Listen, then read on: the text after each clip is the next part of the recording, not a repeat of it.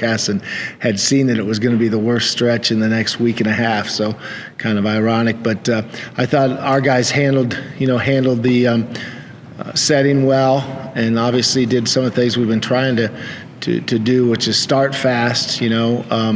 Again, I think I had talked about, I thought it'd be important to win the coin toss, but they get to pick when they're the road team, and so you have no control over that, and they won the toss and deferred, which I thought is a big advantage in a game such as that with conditions and the wind the way it was. But we handled that part of it really, really well. We played a very good first quarter with our opening drive touchdown, which was, executed a big third down early in that one. And then just ate up almost 6 minutes of clock there. I think 5:45 on that first drive, which was big too as well, eating up time and getting a score. Our defense did a great job, getting a stop. And then we came back and actually punted on our next series, which was still punting into the wind. But Josh did a tremendous job and drove the ball really well, and we had really good coverage on that. So I'm hitting that because I thought the first quarter was really important for us to come out and play well, and then our defense got another stop, and we took the lead. And then the big part of the whole, that was a big part of the game, but then the big part of the first half was that late flurry there in the second quarter, and we always talk about finishing halves, how important we think that is, and we did a really good job of finishing off that half and extending the score from 21 to 38 in just a real short period of time there at the end of the second quarter. Ty pointed something out to me this morning, a stat from the game.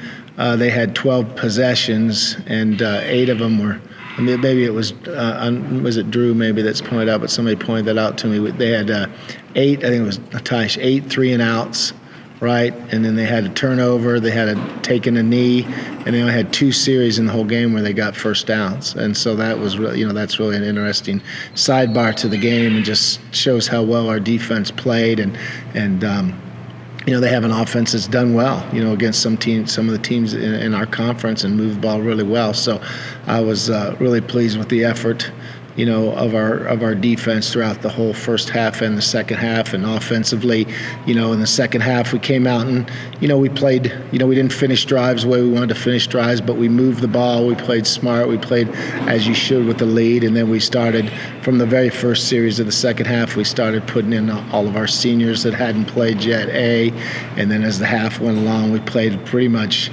90% of our roster that's eligible to play right now. So I was really pleased about that. That's what you like as a head coach, and that's was a good day for our guys. And so that leads us on to, the game against UTSA, and it's Thanksgiving week, which is always a fun, a great week to be playing football, right? And so, it seems to me football and Thanksgiving go together, and always have, throughout my career as a coach. So there's always been big games on Thanksgiving for our program. A lot of times we would play our rivals at places I've been. So, which is always pretty cool too, I think, a cool thing to have.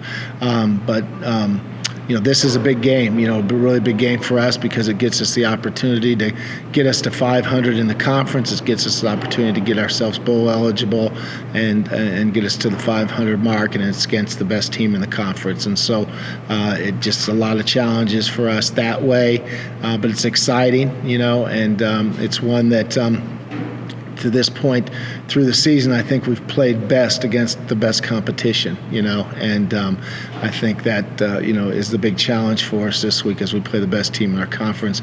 Can we rise up and play really good football and do the things that we can do best and make it a competitive game that we can find a way to come out and get a victory in? So that's the work and the effort of what we're doing, and it's definitely going to be a huge challenge because of UTSA. I think they're very, very athletic. They're as deep as a team can be on the defensive side of the football. They play a lot of guys, and they got a lot of good athletic players on their defense. And they're really doing some nice jobs. They're a really good first down defensive football team. They do a great job on first down, which is important, and that stat shows up as you study them.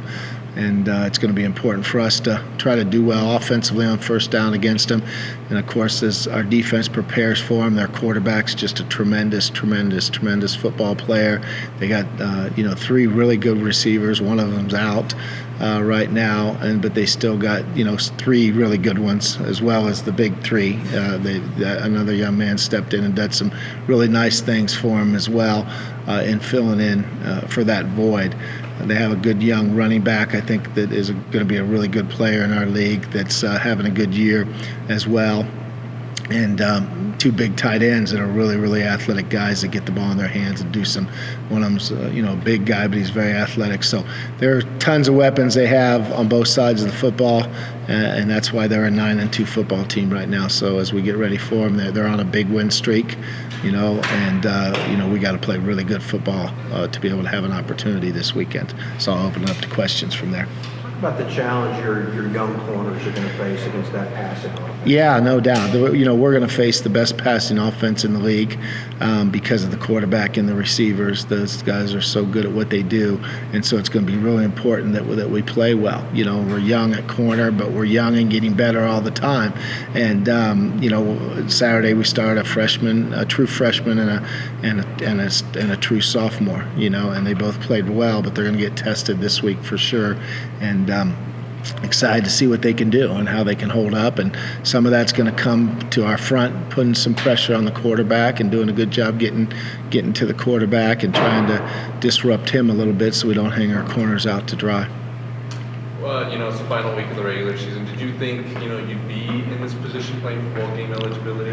It's just been, every game's been a fun challenge for us, like it has been for everybody in the league. We've all, as coaches, a lot of us are very close, and we all understand that every game in this league has been, one that anybody has a chance to win, and so I'm excited to have our team to where we are right now and have a chance to get ourselves to back-to-back bowl games. I'm really looking forward to that opportunity, and like I said, the challenge is there for us, but I'm very much pleased that we put ourselves in a position to be able to do that, because it would be a really special feat for us to be able to accomplish that.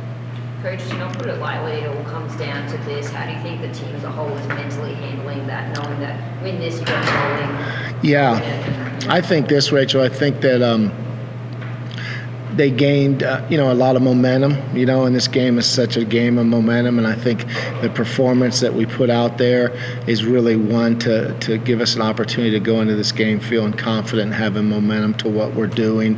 And the best team that we've played, the 2 best teams that we've played all year have been Oklahoma and Boise, and take out the first few minutes of the Oklahoma game, and I think we've played those 2 games, pretty well. And so that's what I'm hoping our team will do, or not hoping, I'm expecting our team to do this weekend, is rise up to the challenge, take the momentum from the game last week and use that momentum and carry it forward and play a really well-executed football game, do what we did last weekend, and that's be solid in all 3 aspects and don't have very many unforced errors. That was really critical. We had the 1 turnover there, that we needed to eliminate that for sure, and so we need to make sure that we do our best. It's going to obviously be really nice to win the turnover margin in this game, and I think when we do that, we have a good chance against anybody that we play against. When it comes to Calvin Brownholtz, and what plays in particular, what highlights did you see from this past weekend that you really liked? Well, Cal did a really good job of checking into things when they were there, and again, he's been in the system for a long time, and he's got a lot of reps banked, and I thought he did a tremendous job of doing that. I thought when he, we didn't throw the ball much because the game really got to the point where throwing the ball didn't make a whole lot of sense, but the throws that he made were really accurate and really precise to what he did. He threw some deep balls right on the money in a couple occasions. He threw the controlled routes. Like I said, he took some of the controlled routes when they were there. He did a really good job mixing up the cadences, and handling that part of it to keep them off balance with what they were doing. So he did a lot of things that an experienced quarterback would be, and even though he doesn't have necessarily the playing time, he has a lot of reps, and he's very competitive, and did a lot of really positive things just that you don't maybe see from the quarterback position as well, and that part of it was one of the reasons we had so much success. So he was definitely had a really good performance. UTSA already, locked down the regular season conference title.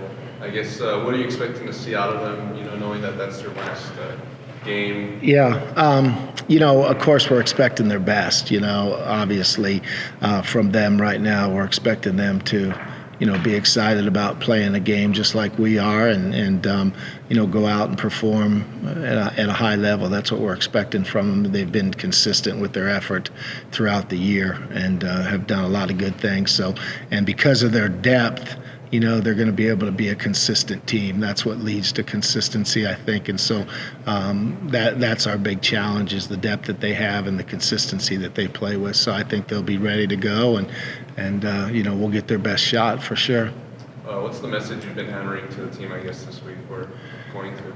Yeah, the message is let's keep the momentum going from last week. Let's do the things that we did well and try to have some new wrinkles in this week, for sure, to the schematic part of what we're doing, to change looks and be a little bit different of a looking football team so we can, try to create turnovers and be good with what we're doing and create big plays on offense.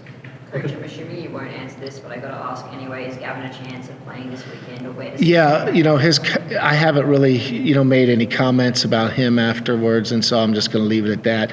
The last comment I made, so everybody's on the same page, he's day to day, and he was out there today practicing, and so that I'll just leave it at that. But I won't speak any further because obviously, like I said, I'm just being candid. It's an advantage to us for our opponents not to know whether he's going to play or not, and because it's two different preparations.